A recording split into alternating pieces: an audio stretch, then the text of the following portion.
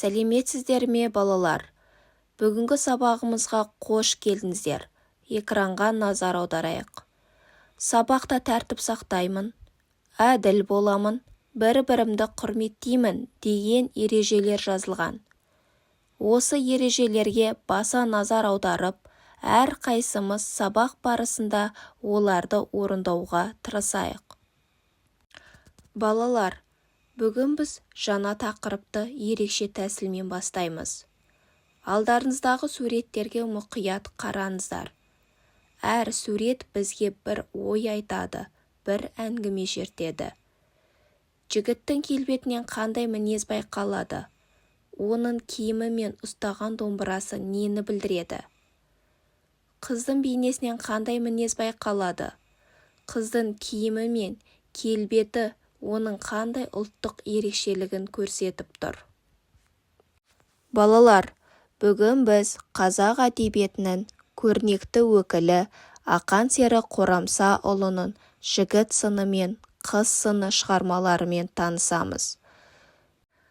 Сабақтың мақсаты прозалық және поэзиялық шығармалардағы кейіпкердің іс-әрекетіне немесе лирикалық кейіпкердің образын талдау.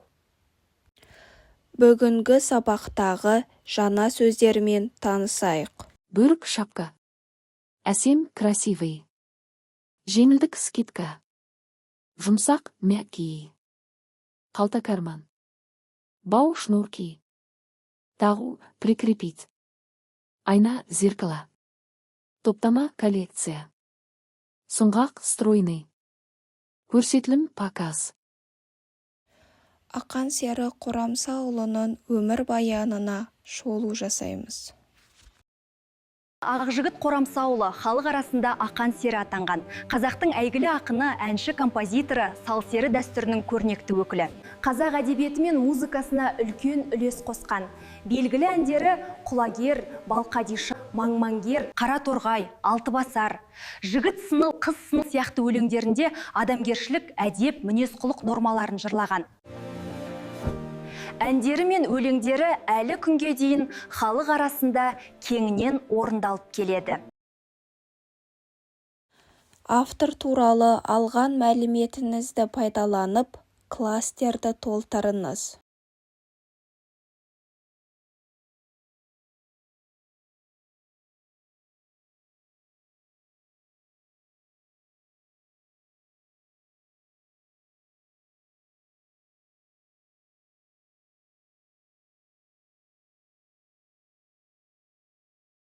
Ақан сері Қорамсаұлы қазақтың әйгілі ақыны, сазгер, әнші, серіліктің салтын серік етіп, дәстүрін жалғаған жан.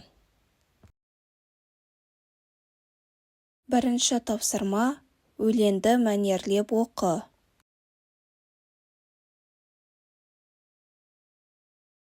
Жігіт боп гауһар тастай асыл болса, әлсізге жаны кілең ашыр болса. Әрқашан жігіт сондай тәуір болмас, не пайда шүберектей жасыл болса. Көзіде, көңілде соқыр қараңғының несі адам түк білмейтін масыл болса. Нар кескен қайрылмайтын қылыш болса, мінез, ақыл, өнері дұрыс болса. Бір сырлы, 8 қырлы болса, жігіт жорғадай тілі майда жүріс болса. Ақылды, сабырлы ер деп соны айтамыз, еткені берекелі жұмыс болса. Бұл айтқан ақылымда жалған бар ма? Көріңдер миға салып бұрыс болса. Бозбала шамшырақтай фанар болса, ішінде қалың топтың жанар болса. Ақиқат адамдықтың белгісі сол, су берсең, балдай көріп қанар болса. Ақылсыз кейбіреудің мінезі сол, бір сөзді екі қылып жамар болса. Бұл саған айтқан, досым, өсиетім, жүре бер тыңдамай, ақ залал болса. Бұл шығармада ақын жігіттің қандай болу керектігін, нағыз ерге тән қасиеттерді сипаттады. Келесі тапсырма: берілген сұрақтарды өлең мазмұны бойынша жауаптармен сәйкестендіріңіз.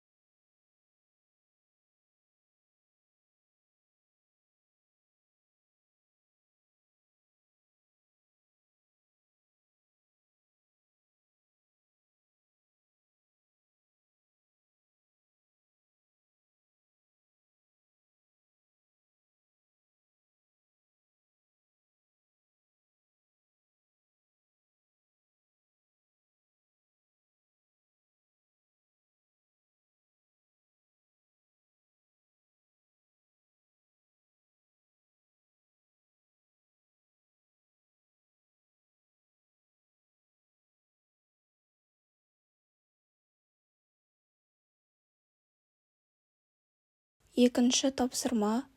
Өлеңді мәнерлеп оқы. Бірінші бір қыз келер ақшамандай, жамағат үлкен, кіші мақтағандай. Анадан туғаннан ақ болып дана, әлінше жақсыларды жақтағандай. Құрбысын жауға бермес ол шағы бас, жолдасын сары алтындай сақтағандай. Жүреді теңін тауып ойнап күліп, сыны жоқ жұмысының ақсағандай. Екінші бір қыз келер тілі жорға, құсаған жұмақтағы бейне хорға.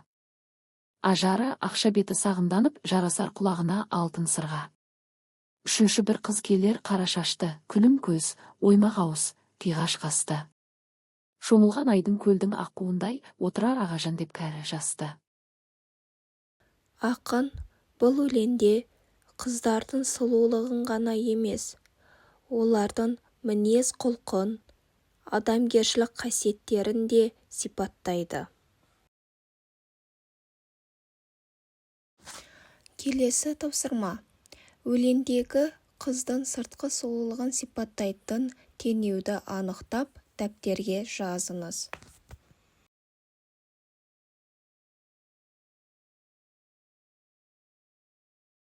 Балалар, бүгін біз екі ұқсас немесе қарама-қарсы ұғымды салыстыру үшін Вен диаграммасын қолданамыз.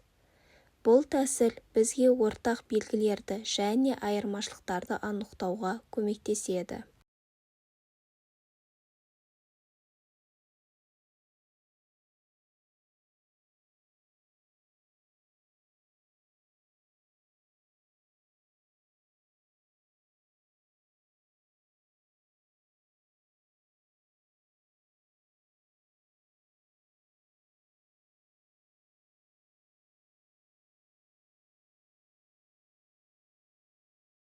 Вен диаграммасы арқылы жасаған жұмыстарыңызды экраннан қарап салыстырыңыздар.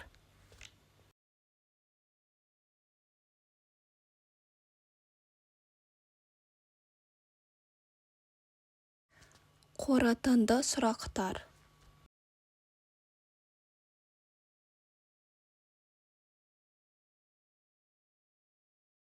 Тілі жорға, жұмақтағы хор қызына ұқсайтын қай қыз?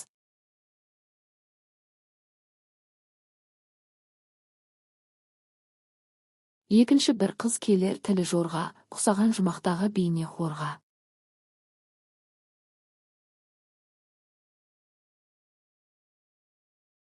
Ақынның негізгі өсиеті қандай?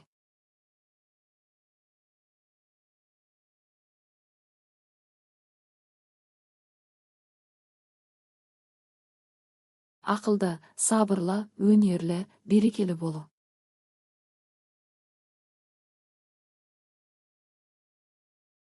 Күлім көз, оймақ ауыз қай қыз? Күлім көз, оймақ ауыз қыз үшінші қыз.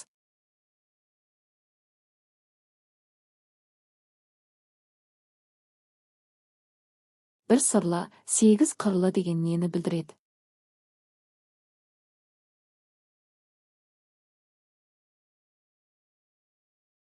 Жан-жақты өнерлі, білімді жігітті.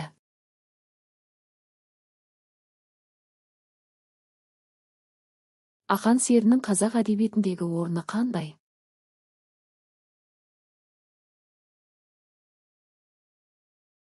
Ол серлік дәстүрді жаңа деңгейге көтерген, халыққа өнер мен ой қалдырған тұлға.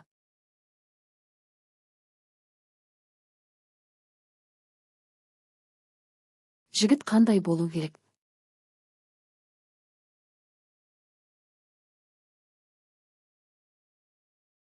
Мықты, ақылды, өнерлі, елге пайдасы тиетін.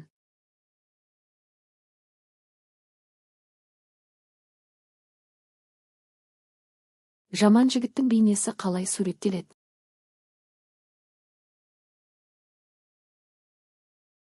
Көзі де, көңілі де соқыр, масыл, өтірікші.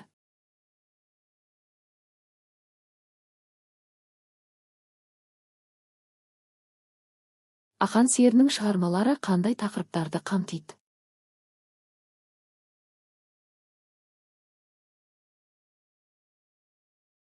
Махаббат, табиғат, әділетсіздік, адамгершілік.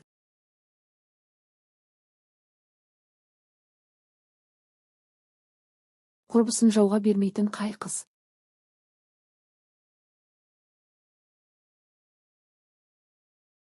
Адалдығы мен достыққа беріктігі суреттелген қыз бірінші қыз.